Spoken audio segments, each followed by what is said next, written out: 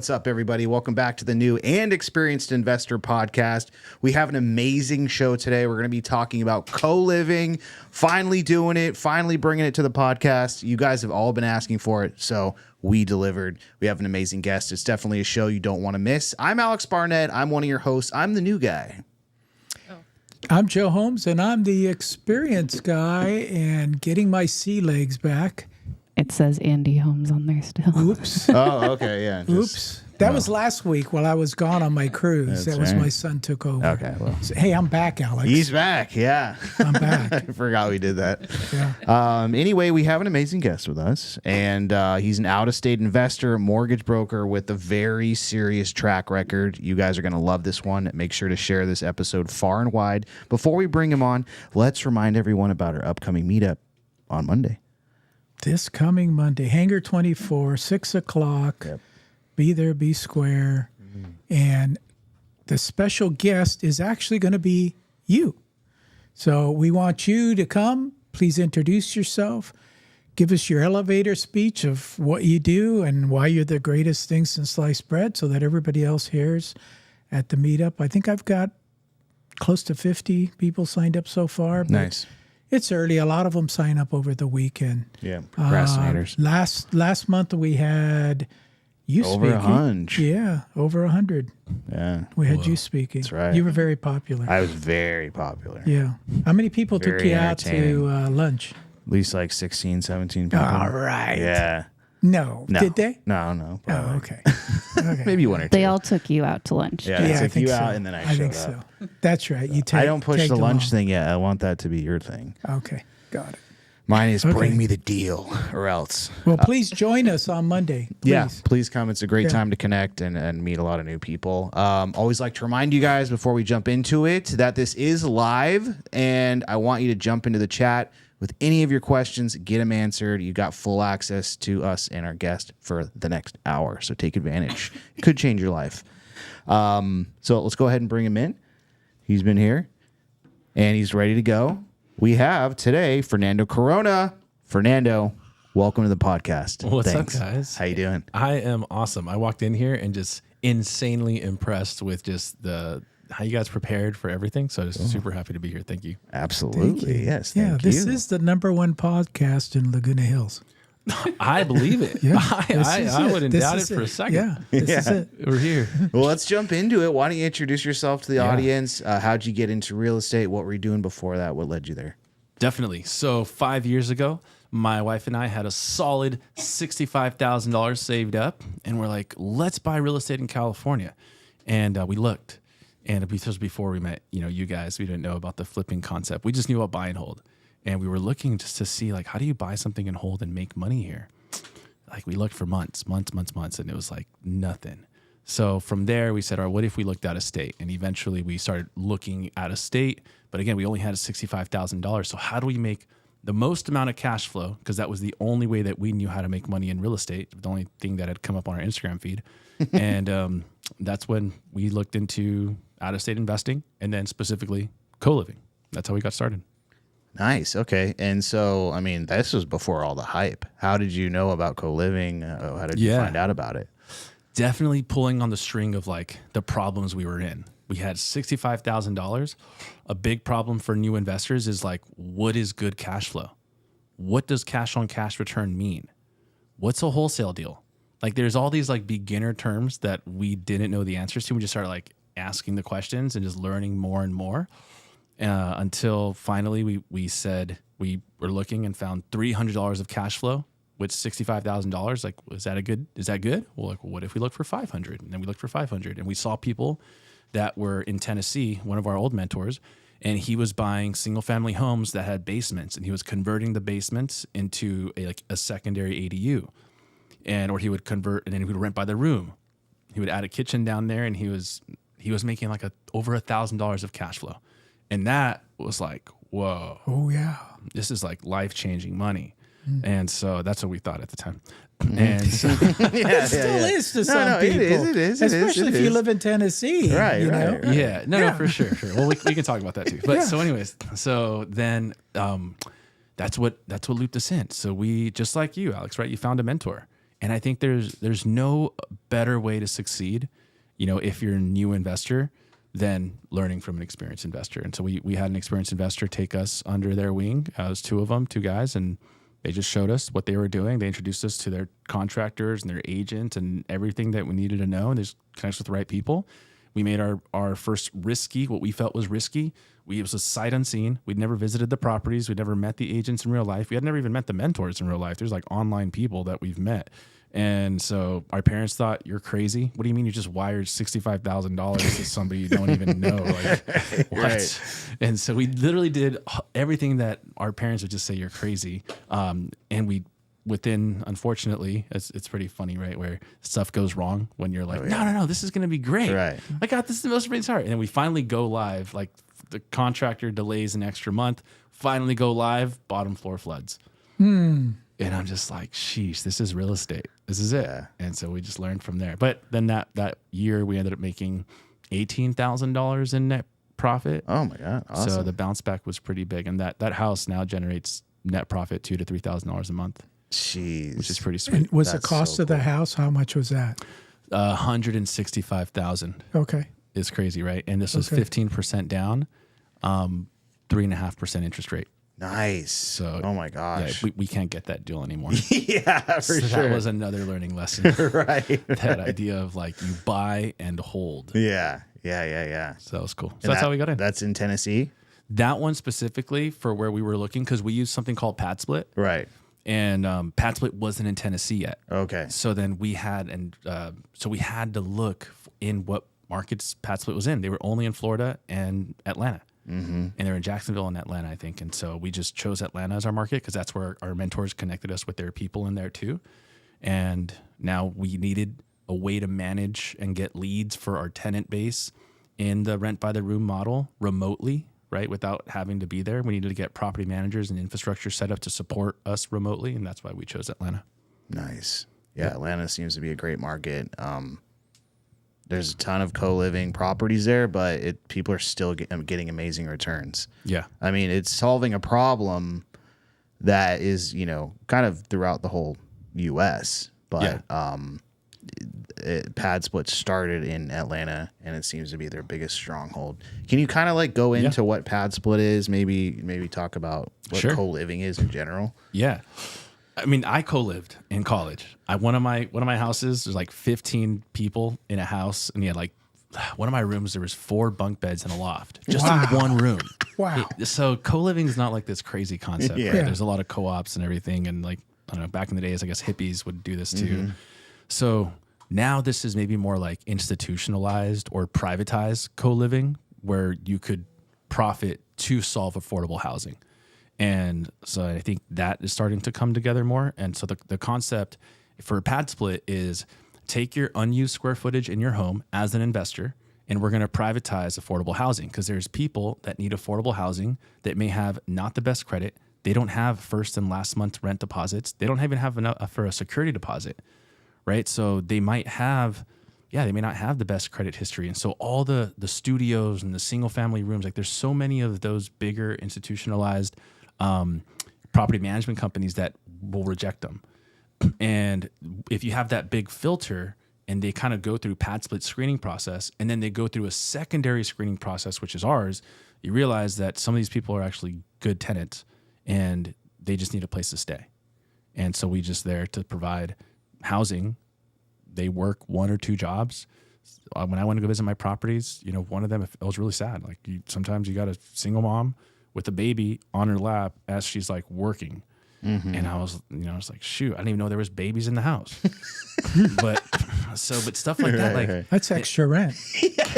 How much is that baby paying? Yeah. How much is that baby paying? So, but it's crazy because now then, you have to talk about like, so that like, we don't know if she got in when she was pregnant, and then it's like, there's a baby. So you just show up. All right. Like that's what it is. But everybody in the house was like, we asked, hey, do you guys have any issues with like the baby or them? And everybody's in that house specifically was like very caring. And they're like, hey man, she's just trying to make it. So if we don't care about it, like that's all good. So we kind of left it be. And from that, so that same house, just we talked about now targeting like the investors, right? So that's the affordable housing size. So like privatizing it makes us money. So each room, like that house alone, if you're just doing long-term rental, maybe $2,200 a month. Now, as you know, you to put that into co-living, into a pad split, and you're getting $800 a room. So close to $6,000 probably, you know, each of those. And then, but that's gross. Right. So that's why I say like the net is probably 2 to 3 on that That's one. still amazing. Like, think about how many long-term rentals people would need to get at, you know, some people's threshold is like $150 Right. to reach the $2,000-3,000. Yeah. What is your vetting process? I'm curious. The secondary vetting, Yeah. it's changed because you have smarter, it's constantly changing right now because you're getting smarter tenants that learning how to hack the system. So when I first started 5 years ago, you didn't need a secondary vetting. Pad Split's vetting process was good enough. It would like doop, doop, doop, you know, like it was like, think about Uber and Airbnb or something. Like sometimes when you're just starting, the vetting process is good enough to weed out the people, but then the people get good at understanding their vet-in process and then start to like put up their mom's ID, and then they are the ones that move in, you know, or they get their grandma, and then you're like, send me a picture, and it's not the grandma anymore, you know, so it's the grandson. So you had to be like dynamically changing. So we shifted to saying, okay, send us a picture of you holding up your ID and take a selfie picture. Super simple. And that alone, you believe it or not, some people are like, no, I'm not doing that. Perfect. Yeah. You're done. You're done. Like, You're done. Don't apply. And so now somebody just posted where like even income. So Pad Split does income verification, and now people are starting to use ChatGPT to forge their income docs. Oh, yeah, that's... So it's like a dynamic change, you know, and I have property managers that are out there. So it's kind of like a discussion with them. What are we about, doing? do you do any Section 8? I mean, does Section 8, these places even qualify for Section 8? You can in those areas, like in Atlanta, I know people's secondary exit strategy would be to go to Section 8. If co-living didn't work, they'd pivot to Section 8, right? So would I. And you can do that, but you're just not going to make as much money. I guess my question was, will Section 8 approve just a room in your co-living space? Or they say, no, we want the whole house? I don't know enough about Section 8 to answer that I question. think Okay. people are So I don't trying know. to do that, Yeah. but I don't think it's happened yet. And that's kind of the interesting thing is like now that it's gaining more popularity, even on the lending side, maybe you could go into that. Yeah. It's such a new thing that people don't know what to do with it. You know, the fact that 8 people are under one roof, that kind of freaks people out. I think solving that problem is it's pretty, you know, flexible. So I don't doubt that somebody who knows Section 8 and then learns co-living, they're just like, oh, I can apply this skill over here, and then they can solve that problem. I think it's possible. You're young. Yeah. Okay. Anything to do with the government, you may as well forget it. The government says, oh, here, thanks. This piece of paper. Here, Alex. Yeah. That's yours now. That's your job. It's like, I took this piece of paper and I gave it to Alex. Yeah, I'm done for the There's day. no creativity there. You know, it's like, I was just curious if somebody in your sphere had thought about, okay, well, it's actually not a bad idea. Yeah. You know, Section 8, they're going to pay less money to put this unhoused person in housing. You know, it's like, what's the matter with that? Yeah, it's going to take... But they're going to look at the whole picture. They're going to go, okay, well, this guy's making $4,000 on this house that we would only rent for $2,000, let's say. Yeah. And they're going to go, no, that doesn't work for us. You know, that I'm doesn't not work. sure what their bottlenecks are. I know that I know one of the bigger things as well of why the tenants will choose Pad Split is because it's just like so fast. Yeah. There's people that will like sign up today and they'll move in tomorrow, right, into the house. And I guess that's not the case with Section 8. I think that's one of the big issues. Like you can sign up for Section 8 and there's no guarantee as to like when you actually are able to redeem the voucher. Yeah. Again, I don't do Section 8, but I think that's the problem. Yeah, I do property management, and I'm always surprised, you know, when people call me, you know, at the end of the month, Joe, can I move in on the 1st? Is that like 2 days? Yeah. You know, I need a little bit of time to go over all this stuff, especially here in California. Yeah. I need a little bit of time to go over all this stuff you put on there. You know, I'll try to get you in as soon as possible, but my red flags go up as soon as I hear that. You know, That it's they like, want to move in super quick. yeah, yeah. That's like, this is a scam. I had a guy call me today on a listing that I have, and it's $6,500 a month. No, $7,500 a month in Mission Viejo. It's a big house. Yeah. And he goes, well, Joe, I can't afford that.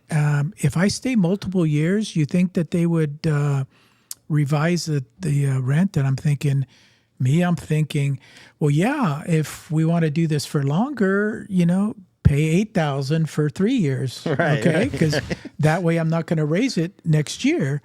No, he goes, oh, no. He goes, I can do $6,500 a month. That's all I can do. I said, well, have a nice day. Yeah. This isn't the right house. No, Yep. not at all. That's good. But I agree with you. They're that's your getting vetting. way more sophisticated Yeah. in things that they do.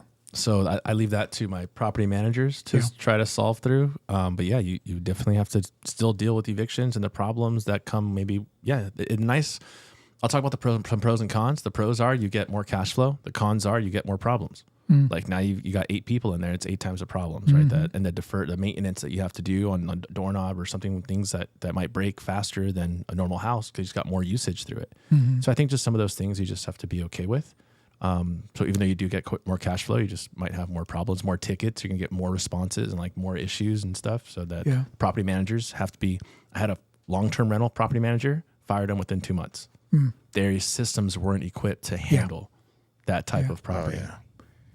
Yeah, and I asked Alex this question because I know Alex does co-living stuff as well. It's like, how do 8 people get along in a house? And if the 9th person is coming in, do they have any rights to say, I don't like these people? I don't, other than I'm not going to rent from you? I think there's a rating system within PadSplit, so the members can rate each other. Oh. And that impacts their ability to get another house because now the hosts can see some of these rating systems and the comments and everything, right? And we get to see when people are like misrating each other too. Yeah. And if you start to see like if there's some really bad ratings and like true, instead of this person used my dish and my fork, that you get some petty ratings like that. But if you see some like real bad stuff, then you try to find them. You could find them first. So you can institute fines, and then some people just are really strict where it's like, hey, you get 1 fine, and then we ask you to leave. And so if there's enough people, like if we know there's enough people complaining about one guy or girl for whatever reason, they might be a smoker, they might do there's certain things that they're doing that's messing everybody up. We'll just ask them to leave. Is it a normal contract that you put together? And what I'm really asking is, in California, you have to give them 60 days notice. Is there something different there? That's probably so. PadSplit would answer the question in terms of like they're not technically tenants. So there's a membership agreement. Think about like maybe a gym membership, and so PadSplit leases the property from us, the landlords. So it's like LA Fitness leasing it from whoever owns the building or something, and then there's the members of the LLC. In that case, so I am renting it to PadSplit LLC, and then PadSplit LLC then has sub-members that are part of that LLC, and then they are now, as a privilege, part of that entity, and they live in that property as part of that privilege. They can use the amenities of being a part of that membership agreement, about being a member in that entity that is currently leasing it from me as landlord, right? That's a privilege. It's not in their eyes, it's not a right. It's not a tenant right. That's a privilege to be a part of that membership in their LLC. And if they violate any of the rules, then their membership's terminated. So that's the way they're trying to tackle the legal side. Does PadSplit say we're going to pay you $4,000 a month, even if there's only one person in there? No. It's a percentage of rents collected. Oh, okay. So they've got themselves pretty covered then. In terms of no liability to the landlord, right? And it's like who handles the evictions, right? Landlords handle the evictions. As soon as their membership is terminated, if they leave, cool.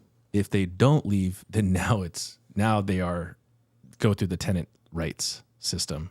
They're no longer a member of the LLC and they can leave. So that's how you can kind of bypass some initial stuff. But technically, if they chose to stay, then now the landlord has to deal with them as what's it called? Like when a tenant stays there for more than 30 days, then they now have tenant rights or something like that, right? Yeah. And so then you deal with that issue if they choose to stay. And what are the tenant rights where you have your properties? In Georgia, I think it's 30 days, where it's like if they're in there for 30 days, then they already have tenant rights.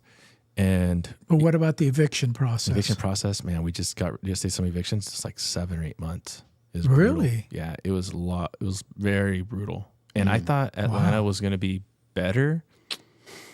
Nah. You would think it's kinda like, gnarly. a red state, I guess, but Atlanta's probably a blue city though. yeah, Yeah. That's why. that's why. So that was definitely a big bummer. It was because the courts were backed up. Is that why it took that long? A lot of back and forth.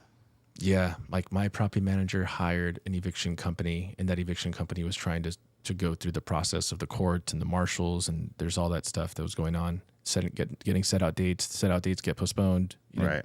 It was just like a lot of Just that. takes a long time. And now it's just have to eat it And that person was in the house the whole time. the whole time. Yeah. And then, all right, so now we get into some cons. I'm not here to tell everybody that it's all sunshine and rainbows. Like risk reward. Right. So like, if anything, I'm a lender, I'm the broker, right? When people come to me and they're first time investors, I'm telling them all the things that are wrong with it. And if after that they still say, okay, let's still do it, cool. My conscience is cleared. I never want to like oversell something to anybody. I will tell you the worst part of it, and you decide if this is for you or not. Just like flipping, right? Like flipping is not all sunshine and rainbows. I imagine you were just talking about how things went wrong, and your son-in-law had to bail you out of stuff. Yeah. And it's like that's just the nature of the game. But you're okay playing the game, so you're just learning how to solve all the problems. So, on my side, the biggest problems that you're facing in that case with the eviction is one person's living there for like 5 months. Unfortunately, tenant B over there is like, dude, you're not paying rent, and you've been here for 5 months. Right. I'm gonna stop paying rent. And then third person comes in, and now those two people are bragging like, you guys are all suckers living here not and paying rent. Like we're still here 5 months later. We're not paying any rent. Yeah. So then some other people so then it gets worse because some people then move out. So then you got the good apples that were there, and now they move out to a different pad split house, or more people just stop paying too. So you kind of have sometimes that bad apples thing that could impact the culture. So now I talk to my property managers. I'm way happier with longer vacancies so that we can truly make sure that their vetting process is solid. I'm like, dude, we don't need to fill this vacancy. Like, let's really make sure the person that comes in is like, it's gonna be part of the culture and it's gonna be good for us. Yeah. Yeah, and that was something you brought up was like that hosts are now cultivating a culture. Yeah. Making sure everyone's getting along as you're vetting them. Seeing if this person's going to fit, to the best of your ability. And your system with these bad apples, Pad Split keeps track of all that stuff. Like if they move from there and they're gonna go try to rent a place in Alex's, They're spot. supposed to. And remember, the sophisticated tenants, like if they're bad apples, they already learned. Like they probably got into Pad Split. They already got through the system. Like maybe they already had an eviction and they figured out a way into our house. Wow. So sometimes you don't. It's just part of the game. Like, is it going to be 100% vetted by our systems or Pad Split systems? And I'm just in my head, I'm just like, it's not realistic to believe that. And we just try to do our best. But going back to culture, that's huge. If I could just make a quick bit of like, where do I believe the most successful Pad Split operators are going to be in 5 years?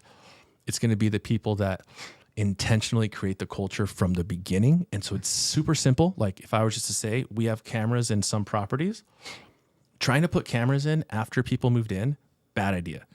Because the culture was that there's no cameras, which means that there were people there that think cameras are a threat and people there that think cameras are helpful. And so then we go and put cameras in the house that was old, or like there's the culture creates itself. So it's either I create the culture or the culture creates itself. And then I had people walking, like climbing underneath the cameras and turning the cameras around. And I'm like, dang, this sucks, right? But then you got the new house. And when they come in, it's like, hey, we're going to have cameras, vetting process. Oh, I don't want cameras. Yeah, Cool. see you later. Right. So then now you intentionally create the culture where everybody believes cameras are there for their benefit. Boom. Culture. That's And one where piece are of a these culture cameras? created. The only in the public areas that are meant to protect our members. So it could Okay. be in the back of the house, the front of the house, the kitchen, and the hallway, and maybe the laundry room. But we don't have them in the laundry room.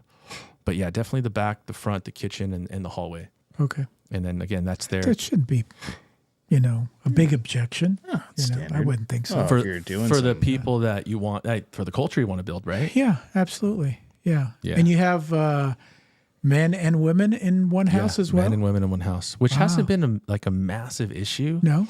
Hasn't been insanely massive because again, I think from the lens that what options are there, unfortunately, right? So I think a lot of the individuals that are staying at these homes, like they just need a place to crash. They need a place to make, get some food, microwave, refrigerator with a fan, and then they work. Like that's kind of the lifestyle. And then over time, trying to get it to a point where it's like, well, can you make it so they actually enjoy living there? And that's the culture that I think the best operators are going to be doing. So this is not anywhere close to being like an Airbnb. You want to provide furniture. You want to provide an environment that, they like. Yeah, this no, is I just think I a room. would. No. No. 5 years ago, yes. Okay. Remember, I've been in the game for 5 years. Okay. And now we are moving to that, especially in Atlanta, because you have to start to separate yourself. And so 5 years ago, it was like pure necessity. I just need a room. It's like, that's what we gave them. But now fast forward to today, like where we are, and I am thinking like, shoot, do we need to put TVs in there? Do we need to put mini fridges? Do I need to put an accent wall? I am thinking like that. And Okay. do I need to put so we do provide a bed and we provide a little table. We are starting to provide desks in the area. So now they have their bed and they have a desk. So we're looking at providing, instead of just places where they could hang their clothes, like maybe, really nice armoires with maybe some mirrors in there. So there is moving into that direction where you can start to get a tenant who's truly appreciative and happy to be living and calling it their home. I think that is the future, by the way. I Okay. don't think it's going to be as transactional. Because I remember when they started doing Airbnb back in 20 years ago. Disneyland, there's investors buying properties in Disneyland, and they were making them all Disney theme inside. And so, it's expensive to do that, obviously, way more expensive. But these people that are moving in are basically coming in with a plastic bag full of their stuff, and they're just dropping it off, and that's how they're living. Yeah, we asked them to bring their own bed sheets and a pillow, and some hosts are providing like toiletries and a towel or something. So again, adding those additional amenities pieces, I think is only just an additional value add to make somebody want to feel like they have ownership and autonomy in that home as well. But I think that is going above and beyond at the base level. There's just core things that we have to provide: electricity, water, all the utilities that we pay for, so they don't have to. And it's interesting because I think since the decline of the returns from Airbnb hosts, because, Airbnb changed their algorithm and their platform in general, Yeah. a lot of people are converting their Airbnbs into co-living. Mm-hmm. So they're coming in with that mindset still of, being an Airbnb host and making it super nice. And, I think you're right to stand out. That's probably where it's going to end up. I think so. Yeah, I think that's a good move. Can you go into the financing part? Because that's really interesting as well, because that seems to be like a new sort of product now. Sure. Yeah. So I like to start with so there's 6 ways from what I understand. There's probably like 6 major ways to get into the co-living space. The first way is just like you buy and convert. So you just buy a regular house and then you convert it. Then you can also buy low, rehab it, convert it, refinance, that concept, which is like the BRRRR strategy. You could buy an already converted property. So in Atlanta, there's homes that are already 8 beds, 9 beds, 10 beds that are for sale right now, occupied, cash flowing. You can just buy those. There's ground up construction co-living. So where people are building to spec. A girl I know, she built a duplex in Dallas and it was like a 7-bed, 7-bath each side. And she built it ground up. She's going to, co-living pad split it. Right. And so that's another way to do it. That's the, what is that? It's fourth way, fifth way. Go the sub 2, sub 2, right? So going the sub 2 route, and and then you're doing, co-living on top of that. So you don't even need me for that strategy, right? Seller financing sub 2. And then the last way is arbitrage. Arbitrage is pretty unique. There's a cool girl out of Utah, and she didn't have the capital to like buy homes, and she didn't know sub 2 either. She has problems to solve. And she went to to Zillow and saw the people that were trying to rent their house for like 60 days. And she said, hey, I'll rent it for 3 years. Signed a 3-year lease, but this is what I'm going to do. And then she basically built out the whole co-living idea and plan, pitched it to the landlord. And now she's doing well. And so she's able to get into a deal for like 15 grand and build it and start cash flowing. So she gets her ROI in a year or less. And then boom, she's good from there. So that's the 6 way. So there's like the 6 major ways to get in. To answer your question in terms of like where I fit in, my primary bread and butter for financing is on the DSCR, like long-term rental side, 30-year fixed products and stuff like that. So I'm helping a lot of clients buy pad splits that already are occupied and they're cash flowing right now in Atlanta or in Florida. So somebody just wants to buy 20% down. We're helping them do that. That's an easy one. Or somebody buys low wants to refinance, whether it's ground up construction or it's regular rehab. They're getting that loan from somebody else. But when they want to exit and refinance, they'll come talk to me, and then I help them on the refi as well. So I'll say those are the 2 major key pieces. Or then of course, just regular, somebody wants to buy a home 20% down, investors are pulling money together, whatever, buying an entity, and they want to buy and then convert it straight up. So those are pretty much the ways that I come in.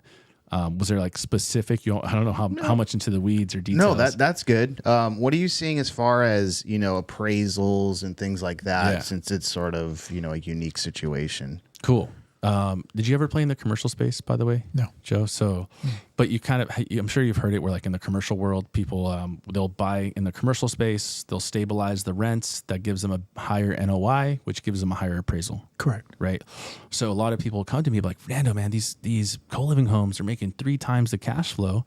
Can we treat them like a commercial, get financing? I can buy the house. I can stabilize it, rehab it, get the value, and let's refinance and let's go do it again.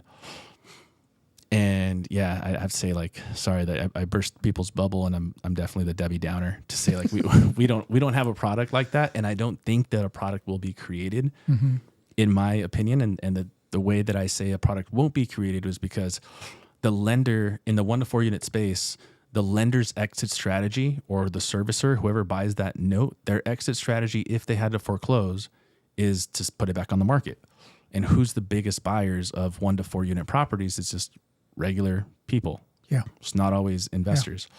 Yeah. And so for that reason, if they did give somebody more value, 2 times the value, and then they had to take it back, well, now their pool for who they could sell it, who they can exit to, is only 20%. Whatever the investor market buyer base is, versus in the commercial world, 5 unit, 10 unit plus, only investors are in that world. So that's where the 100% of investors are. So I think that's why it's a different classification. So that's where I usually say that, and that's usually a big bummer. But I'm also the huge person that says like, dude, you don't have to listen to me. Like if you guys want to go out there and pioneer solving it, don't listen to me. It's all good. Yeah. No, the DSCR is a great product. But it's like you're totally right. They got to look at all the risk, all that assessment. Even I know there's issues with insurance, because like now we got to insure for 8 people living in one house, So did you get help, by the way, with the Insurance Connect I gave you? I connected with her, but that deal ended up falling through. So okay, I just kept her information. In Florida, Georgia, and North Carolina, I have an insurance contact that there's no limit to how many rooms it could have. Oh, nice. So just in case anybody needs that help. Okay. I do want to talk a little bit about DSCR loans and the difference. Like, so how do DSCR loans work in the 1 to 4 unit space? Mm-hmm. Because the DSCR loan is used in commercial world and it's used in the residential world. So I kind of want to share about that too. Yeah. Go for it. All right. So DSCR loans, give me your rough definition. If you want to start it off, Alex. Debt service coverage ratio. You got it. Yeah. Basically, it's if the amount of income can cover the mortgage to a certain degree, then they will give you the loan with a certain down payment. That's right. Yeah. So people come to me and they'll ask me for a pre-approval. And I'm like, sweet, what's your credit score? They're like 720. I'm like, okay, cool. How much money do you have? They're like $100,000. And I was like, okay, what kind of house do you want to buy? What's the purchase price? They're like 250,000, 300,000, right? We're not talking California. And I'm like, all right, well, are you a U.S. citizen? Yeah, you qualify. And they're like, that's it. And I was like, that's it. That's it. You could be a first-time investor. You could be a first-time home buyer. You can qualify for DSCR. The down payment's higher, 20% down. And that's it. It's all, as long as you have the money, you got the credit, you're a U.S. citizen. And here's the best part. Even if you're not a U.S. citizen, I'm doing a foreign national loan for somebody in Slovenia, no U.S. citizenship, and can bring that money from over there into the United States by 25% down. So it is a higher down payment, slightly higher, right? 25% is still pretty good. And then slightly higher interest rate. Interest rate's probably higher by like a point and a half than a U.S. citizen. But they're doing co-living, even foreign nationals. Like Canada's foreign national, Mexico's foreign national. So anything foreign national, we do DSCR too. But you got it, you hit it right there. So we literally just need the income to be equal or greater than the PITI, which is the monthly payment, principal, interest, taxes, and insurance. And as long as they're equal, literally a 1-to-1 ratio, we can do the loan 20% down. So if that 20% down is not enough for the PITI, then that they're going to want more down. Possibly. There's 3 ways that we can buy these co-living properties. Long-term rents. So if we're buying a vacant home and we have to use long-term rental income, right? That's one way.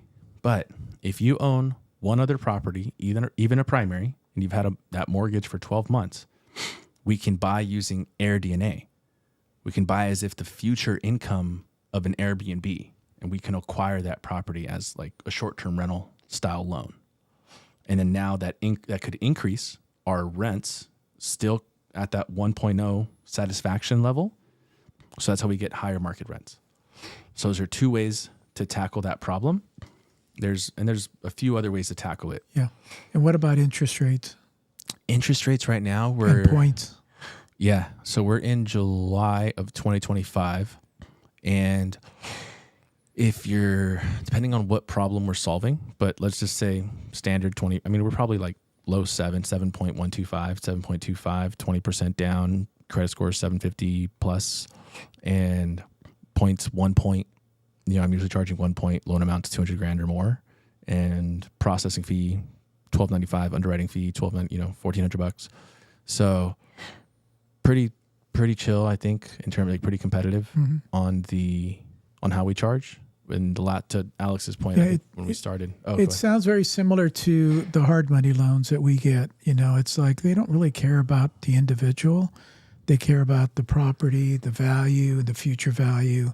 Right. And end up, loaning us money based on that. So it sounds very similar to what you're doing. Yeah. You got it. Yeah. So that's one of the reasons I like working in that space too. Is there is less red tape. Yeah. And once you know like some of the guidelines of the different lenders we work with, because I am a broker, so I work with different lenders depending on the problem. But most of these lenders you're working with, they're not traditional banks. They're not traditional banks. Yeah, we're not working with Chase or Wells Fargo or anything. Yeah, I love that you said that, because some people will come to me and they'll be like, "Well, how are you different than my credit union?" Yeah. And I just say like, "Oh, your credit union probably doesn't offer these products." Absolutely not. Yeah. Yeah. Yeah. It's more like hedge funds and 401ks and stuff like that. Just private money. Life insurance companies. Yeah. Right. Okay. You got it. BlackRock has a big hedge fund. They'll fund some of these deals. So. China. I'm working with a Chinese-backed company. No, I don't know if I can say that. Wow, just kidding. All right. He's like, get out. You need the money, they got the money.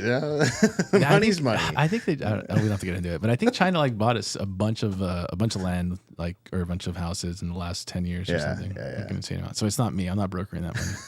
Joe, don't look at me like that, Joe. I don't care. I'm fine. Yeah, that's Doesn't matter to me. It's fine. It's fine. Do we got any questions in the chat there, producer? We do. Nice. We have a few. Let's see Nice. here. What's up, guys? We've got Liz in the chat. She's asking, what was the biggest bottleneck you faced in scaling from your first property to 34 doors? Biggest bottleneck? So we bought 3 in 1 year, and that was in 2022, like right where rates went from 3% to 8% in the span of like 5 or 6 months. So for me at the time, I was new to real estate. So because before that, I only bought 1 property. And I just knew because I heard about 2008 crashes and all that stuff. Mm-hmm. And I was using other people's money. So like all of my deals I bought with other people's money. So for me, that the bottleneck that prevented me from scaling at that point was, I think, I don't know, for me, I was just afraid of losing other people's money. Like I didn't know, I wanted to buy 10 that year. And I'm sure I could have, but I just felt like it was going to be irresponsible of me to keep scaling when I went in with underwriting at like 4 or 5% interest. And by the time I refied, because I did the burst strategy, I was at 8%. And I'm like, gosh, this is gonna be a hard conversation with my investors already, you know? And then they had to bring a lot more money to the deal than we were anticipating. And so, you know, that those conversations are tough. And so so for me, that was a really big bottleneck to scaling. But in the beginning, it's I had to really establish my team remotely. Like who's gonna feed me deals? And I had a real estate agent that fed me deals, and I had wholesalers that fed me deals, going to Facebook groups. So like I started from there. Like, okay, I need more deals, because sometimes the bottleneck was just I'm not getting enough deals. Like I need to analyze deals, and I wasn't getting enough deals. So first things first, Investor Lift was really helpful. I was like, and then I hired a VA, and I taught my VA how to analyze deals. And I said, look, you're only going to give me the deals that go through your first vetting process. So we just started analyzing a bunch of deals, had the VA, she had it on a spreadsheet, and then she would take a screenshot and say, okay, you know, every day, these are the ones I already analyzed. And then I would go in and analyze those. And then I'd tell my agent or whoever, I'd put in offers, and we just started to crank out a system. But I would say that's probably, you just have to start thinking where your bottleneck's always going to be your leads, like leads meaning how are you getting deals fed to you?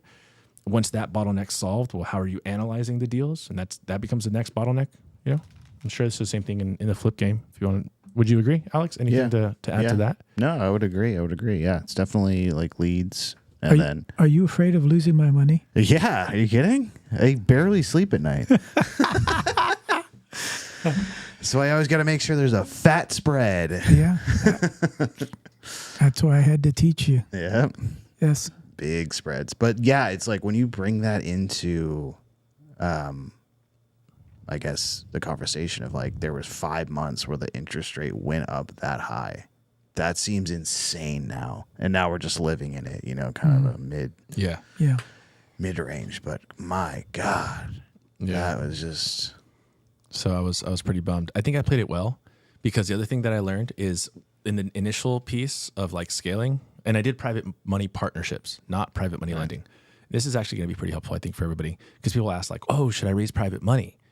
Was it a buy and hold? It's like, yeah. It's like, then I'd probably say no, like make those people private money partners. It's like, well, why would you suggest that? It's like, okay, let's say you do one deal. That's okay. And then 1 month you don't make money. You know, you have to replace the furnace. You got to replace the roof. Something happens, whatever, you can cover that. But if you're doing 4 deals and for 1 month, you know, you can't cover the payment for whatever reason on those 4 properties where just dynamite falls, which happened to me on 3, like I had like 3 months where I was, not that I wasn't making enough income to cover the debt, but I definitely wasn't making enough income where if I had to pay my private money partner money, I would have been out. And that's like $4,000, you know, possibly. So I was really grateful that I positioned myself in a private money partnership for my long-term buy and holds. If it's a flip, if it's like a short-term get in, get out, I'll tell them private money lending, right? Because you can get in, get out, you know your exit strategy. Private money partnerships, though, I believe in long-term buy and holds, just based off of my experience. Absolutely. And then, you know, the person gets a piece of the upside as well, you know, whoever's bringing the money. So it's kind of a nice partnership. Joe, how would you align with the statement? I agree totally. You do? Cool. Yeah, I agree totally. Yeah. experience, my Yeah, personal just, experience aligns with Joe's. I mean, I would kick the tires a little bit more and find out how exactly it is that you're taking title to these properties. Do you have a partnership agreement with the partners that you have? Things like that. You know, I'd ask more questions than just say, ask hey, away. let's go partner up, you know. Yeah, But, that's good. Yeah. So No, I definitely cool. agree. So I was going to say the next bottleneck that you'll run into, if you're scaling really fast, it's great. And then the next bottleneck I ran into was like, shoot, well, how am I going to manage all these? Because remember, in the first 2 months, I fired my first property manager, and then my bottom floor flooded. Like, you just start running into all these issues of management. And it's not like, if you're in a new market, that's the hard part where like people will say, oh, my market in, I don't know, just give me a random market, Columbus, Ohio. Pad split's not really there right now. And they're like, can I do co-living here? Like, you could, but then you have to figure out, how do you market it? How do you get it stabilized and all that stuff? So like, yes, the deals could work in a market, but like, how are you going to manage that property? And that, I think sometimes people aren't thinking about all the time. And then if it's a new pad split market, people are like, oh, this is sweet. So like Tennessee just launched, and it's great. It's a new market. It's probably going to get fed a bunch of leads. It's going to be great, but there's going to be growing pains in that market because the property managers that are currently there may not be equipped to know how to run a legit pad split. And so you're going to go through the same growing pains that I went through in Atlanta. So that's the management style. So that's going to be another bottleneck. So you'll be like putting out fires on the management side while you're trying to over here. So Yeah, absolutely. I know with Airbnb, the property managers take a huge cut of the profit. What do they do with pad split? Yeah, and huge. Define huge, just so we can set 30%. Yeah, so it can be up there. Pad split right now takes the first 10 days as like a lease up fee of anybody that they place into your house. First 10 days they'll take, and then after that they take 8% of whatever income comes in. So if you average that out, that number could be like 15% in a year, right? Because if you got people moving in, moving out, then they take the 10 days and all that stuff. So that's 15%. And then you've got another 8% to 12%, depending on the property manager, that has to manage the pad split, right? So there's two different management fees. So I'm budgeting like 25%. Okay. You know, across my property management fees, because there's some nuance there, and we're getting into the weeds, but the nuance, just for everybody, that I don't want people to think that it's just like, oh, pad split 8% plus property management 8%, 16%. Like, the nuance is those 10 days. Those 10 days are huge because that's 30% of first month's rent. And then you still, let's say somebody moves in on those first 10 days, and then on the 10th day, they go to a different pad split, which they're allowed to do. You still have to pay your property manager for those 10 days. So you didn't receive income. You just paid your property manager on like phantom income, and you paid pad split. So these little nuanced things that might happen, which naturally do, because somebody comes into your house in your room and they're like, I don't like it. I'm going to go check out that other house. Yeah. Got it. Yeah. It adds up. But I guess you just have to weigh the pros and the cons. As long as you're underwriting it the right way, then yes. Because we're still making, you're still making money. Yeah. So as long as you're underwriting it in the right way and you're not overly ambitious in underwriting to be like, yeah, but if I do it this way and this way, then if I make my reserves 1% instead of 5%. Yeah. So then you get caught holding the bag. So that's the other piece. I've been pretty conservative on my underwriting, which I was grateful for because it definitely pays in a positive way. Absolutely. Yeah. You'd rather be pleasantly surprised. Yeah. What do we got? We got a couple more. Okay. So this is from Chad. He says, let's say you go to sell the house that you used as a pad split for 10 plus years. Would you convert it back to a normal functioning house, or how do you feel it will affect the resale value with all those rooms crammed in there? Cool. We already got it. So 6 years ago, people started buying pad splits. And I mean, myself included.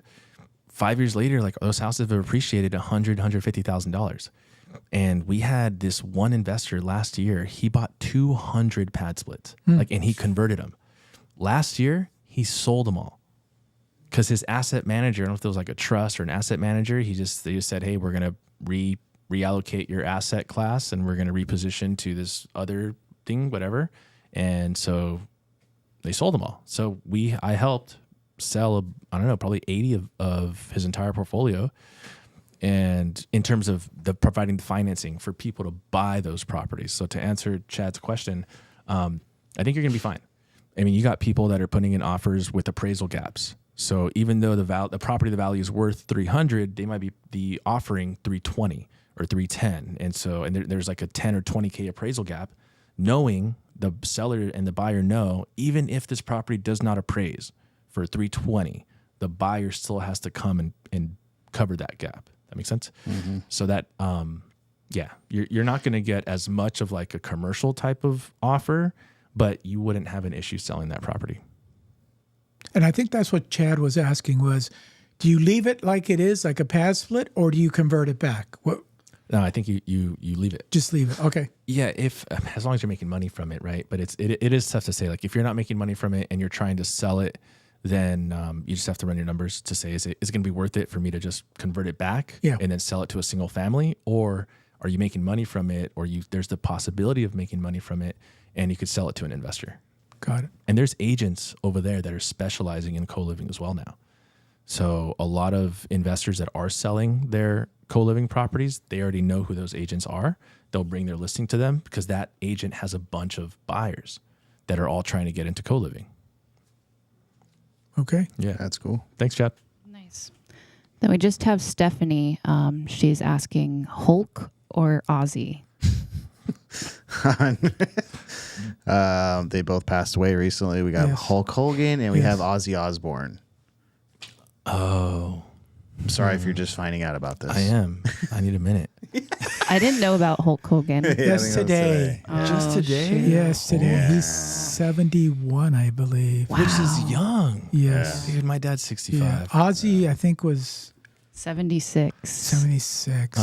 76. It still doesn't feel that Yeah. old relative to like, again, like my dad. When I think of my dad as like 65. Yeah, but I mean, you know, They lived like Ozzy, rock stars, literally. So Ozzy, you know, crazy musician and stuff. You have no idea how many drugs he's taken. he famously snorted a line of ants. Yeah. And then, Did he? Yeah. Didn't he also? Is it true that he bit a bat? Yeah, I think it's That's like the lore. Yeah, that's the lore. I don't know if that's true. I think Oh, he did okay, so it's something not with true? I thought it was like with a pigeon or something in like a meeting, and then they turned it into a bat. Yeah, that's one of those legendary stories. Yeah. Let's just call it a bat though. Yeah. Just let him live it down. You know? Oh, Just- yeah, I Just know. let him live it. So I mean, for me, I liked Ozzy. Mm-hmm. Am I right to say like, okay, so Ozzy, is that Black Sabbath or no? Yeah. It is, Yeah. right? Yeah. So like I had a Black Sabbath era in my Nice. in my teens. I could see that. Yeah, you could. Thanks. I had black light posters. There you go. I can see that too. Okay. Groovy. Well, I grew up in the Groovy. 70s. Yeah, oh, yeah. You Okay. know, lava love it. lamps. Lava lamps. You Yeah, even know what a lava lava lamp is? Yeah, no, somebody I got to broke be into my careful when house I and talk stole to my young lava people. lamp. It's like, what's that? You know? Yeah. Yeah, lava lamps, Lava lamps black are light still- posters. Yeah. So I'd probably You say know? Ozzy on that. Yeah. Okay. Yeah. No offense to Hulk though. No. I mean, he's done some He was great things. legend, I yeah. think he's a legend in himself. But Yeah. I think too with the farewell concert and then Ozzy passing away, you know, just a couple weeks after his farewell Oh, no show. way, really? It's pretty legendary. I don't think anyone can Yeah. top that. Yeah. that is pretty big. I would say. All right, thank you. Thanks Yeah. for that question. I think Yeah. that helped lighten things up too. I like Exactly. it. It was beautiful. This is a part of the show where we've curated a few videos, and I would love to get your reaction on it. Okay, Yeah. you've curated a few videos. That's right. And I'm gonna watch over there. You're going to Yes. watch over there. Yes. The surprises never end. I'm surprised already. What do we got? Okay. First video is how many fridges in co-living? You need to take extra thought about a fridge when you're doing co-living. If you're going to have 8 bedrooms, one fridge is not going to be enough. We're going to have one over here and another one over there. 2 fridges. You need to take 100%. Yeah. 100%. Yeah, we definitely needed 2 fridges. We tried with one fridge and we're just starting off, and it was just brutal. Yeah, not Don't good. you have power issues? Not Like you really, I mean, you really have to have a dedicated line for a fridge that goes out to the meter. You just can't plug it into another socket and hope for the Right. best. Yeah, good point there. That's a problem that I think I left to my contractors to Okay. solve, to be Okay. honest. Okay. But I just said we need 2 fridges. We need 2 Yeah. fridges, and they got to work. And Okay. hey, yeah. Sounds good. I will say there's like random wires hanging out of my. I'm just kidding. There's not. Orange extension cord coming out of the ceiling. Yeah, totally agree with that. Well, what do you think about fridges in each room? Necessary? So then you definitely need like different power grid and everything. So Like necessary- mini fridge. The mini fridge is okay. yeah, It's the big giant refrigerators that will have issues. yeah. But if you've got 8, 9, or 10 rooms and you've got mini fridges and stuff in all of them too, I mean, Yeah. I don't know. But I don't have that. But I do know people that are offering that, and they'll offer it as an additional upgrade. I actually think this is pretty genius. Okay, So they'll be here like, we "Ooh, go. would you like Yeah. an additional mini fridge for you? An additional $10, $15 per week?" Right. And they're like, "You know what? I think I would." Yeah. Bloop. And, You know? and you stock the mini fridge. That's what I was gonna say. You do the Oh, yeah. Vegas And you rules. restock- Budweiser. Yeah. and you stock the mini fridge. Yeah. You Yeah. stock the mini $10 fridge. Budweisers. Yeah. Dude, Like that in is Vegas, sick. where like if you lift it off of it has like a little weight sensor, so they know if you lift something off of there. So that's what we should start doing. That's funny, and I think that's cool. Really? So, Yeah, it's like you take it out of the Yeah. mini fridge and it Okay, knows. so when I go and to then they Vegas charge later you. on this year, don't lift it.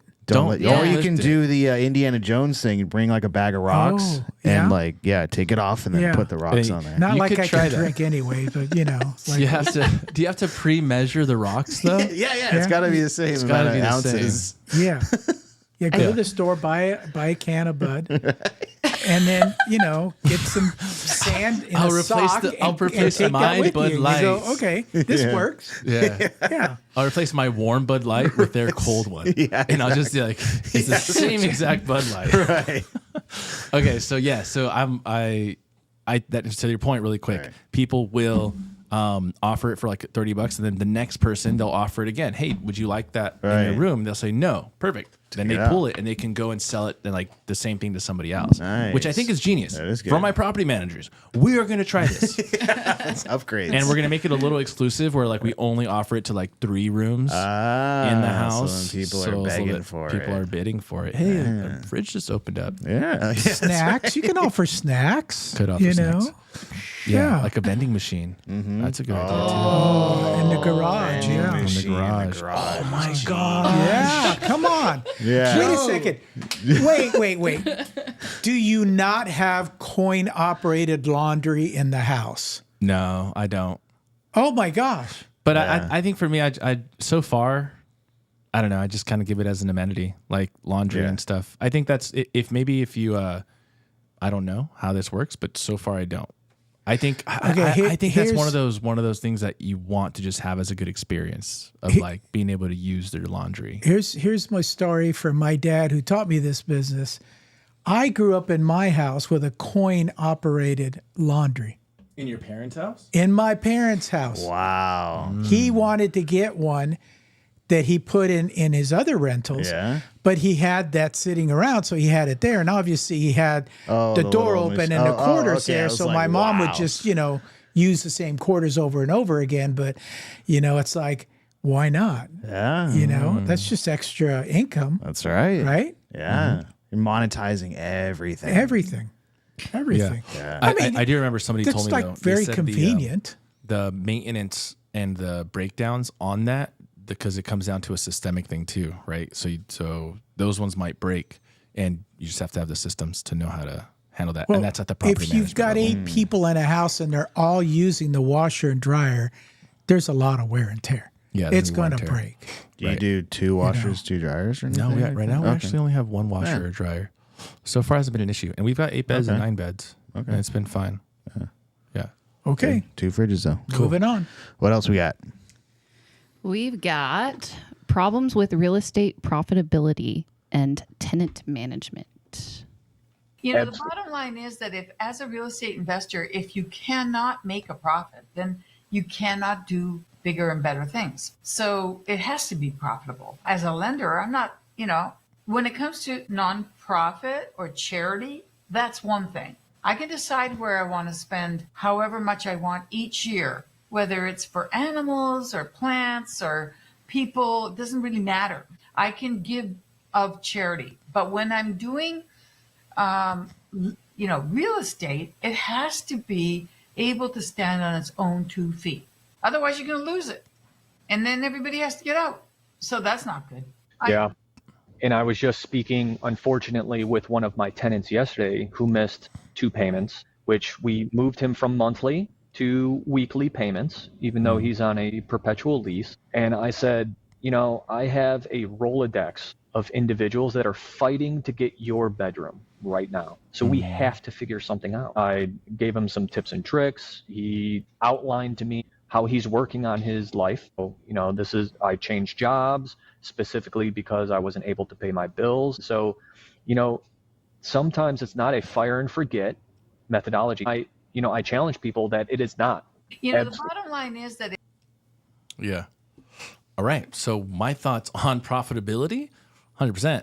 Yeah. I mean, in the position that I'm in, I definitely want to be profitable because we only have so much money.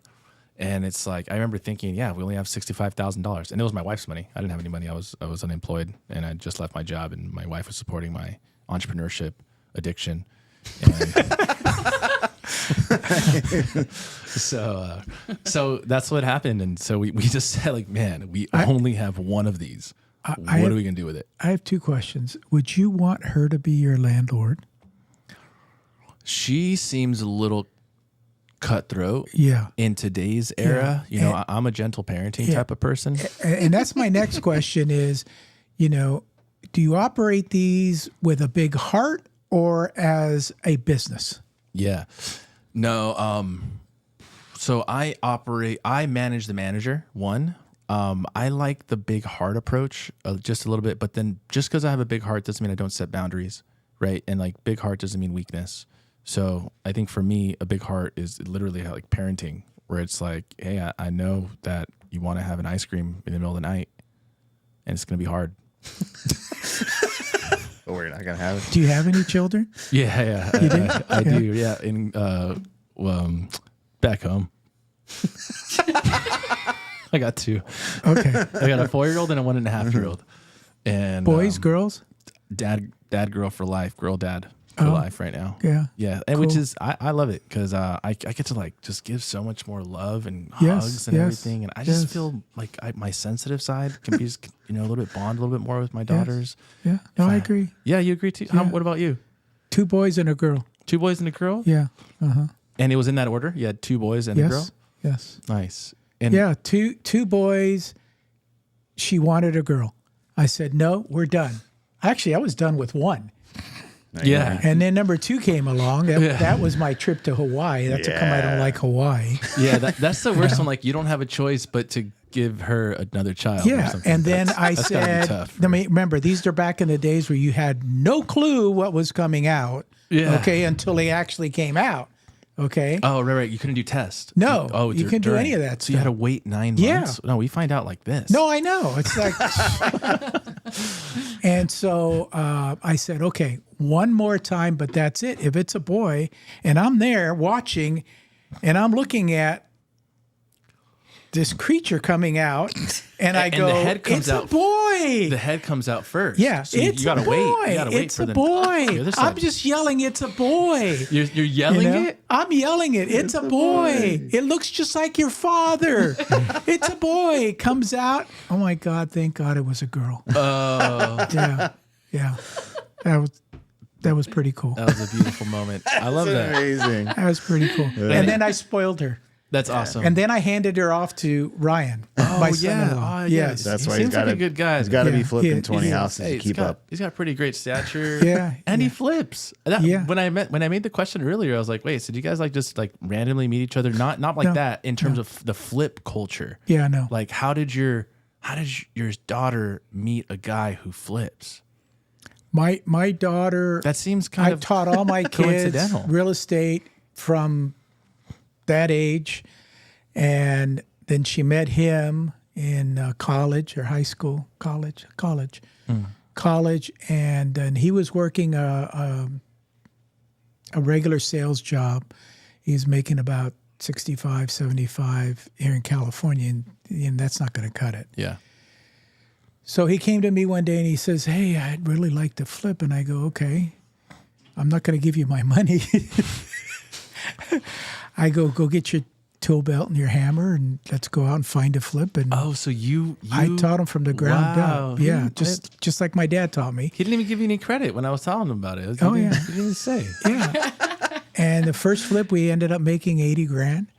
He said, "Yeah, I think I'm done.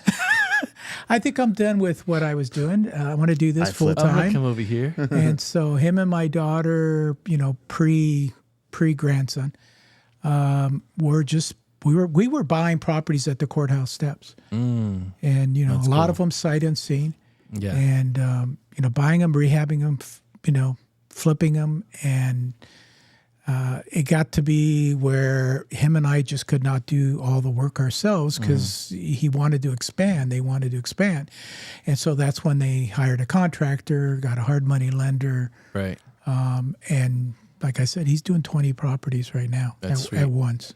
He probably does. I'd say he probably does close to 75 to 100 a year. His average. Yeah. Yeah. 75 to 100 flips. Yes. Wild. Yeah. That's pretty beast. I mean, I think, loans is gnarly. Like, cause we do loans, a lot of loans too. And so just thinking about the amount of systems you need, right. And oversight that's awesome, man. How you guys are doing. So hopefully that answers some questions. That's great. How can people reach out to you if they want a loan or if they want to send you deals? I would say start at on Instagram at It's Fernando Corona. I would say start there. I post a lot about my family, parenting, and just lending and co-living stuff. And then from there, you can just shoot me a DM, or you could also shoot me an email, fernando@myremotelender.com. And need a co-living loan. That's what my shirt says, by the way. Yeah. Bam. Impressions. I love it. What's a DM? Direct message. Oh, okay. No, you're Thank you so much for coming out here, man. We really appreciate it. This is great. Thanks for having me on. Well, Thank you, Joe. We'd love Thanks, to do it Alex. again You're sometime welcome. in the future, and we'll definitely be doing some business together here soon. I'm looking forward to it. Thanks, guys. Cool. Right on. We'll see you guys next week and then at the meetup on Monday. So make sure you guys join. And before you go, as you can see, I've been writing a lot of books this year. Okay, they're all available on Amazon. I'm going to be a millionaire by the end of the year because, they're $9.99 for the book, This one especially is flipping homes here in Orange County, which is what I've been doing for the majority of my life. This one is a definite buy. These three others are just because Alex and I have done a lot of this stuff here. That's right. And I've got one more that's coming out hopefully in a couple of weeks. Wow. You can't be stopped. Yeah. Make sure you pick these up. It will change your life. Yeah. Thank you. Thank you, guys. Thanks, guys. See you later.